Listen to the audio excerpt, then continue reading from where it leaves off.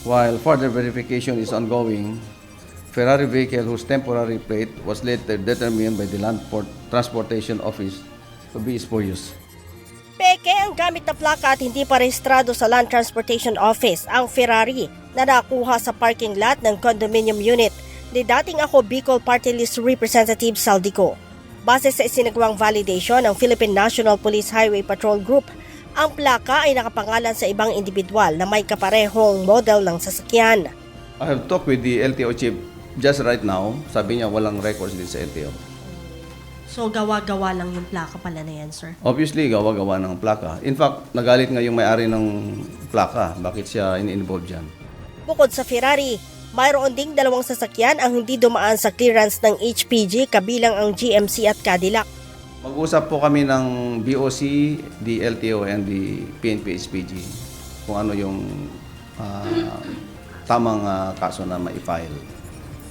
Well, the ICI is also on top of the situation right now kasi they have different angle also kasi maintindihan natin na nakuha lahat yan dun sa controlled parking areas ni Congressman Saldico. So the question is bakit nandun sa parking lot na yan?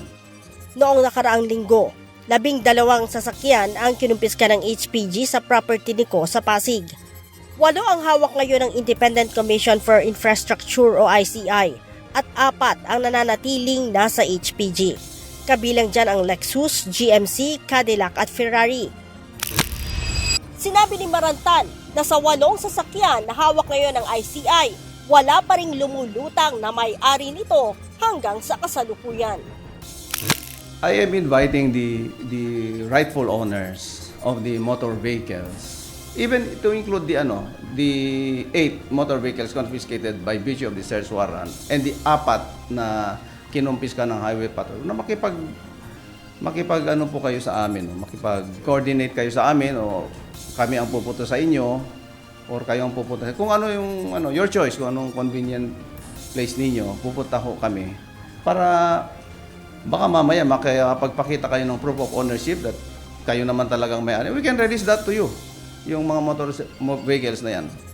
Samantala, hindi pa rin naman natatagpuan ng PNP HPG ang 10 pang sasakyan na hinahanap ng mga otoridad.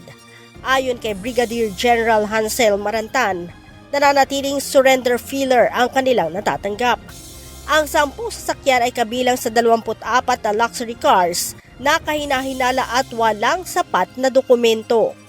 Kung there's no reason for us to pound that longer, i-release na namin sa may-ari ng sasakyan. Pero hanggang ngayon, magto 2 weeks na, wala namang nagka-claim sa inyo.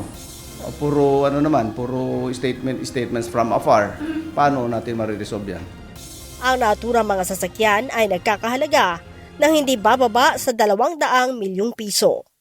Leia Ilagan, UNTV, News and Rescue.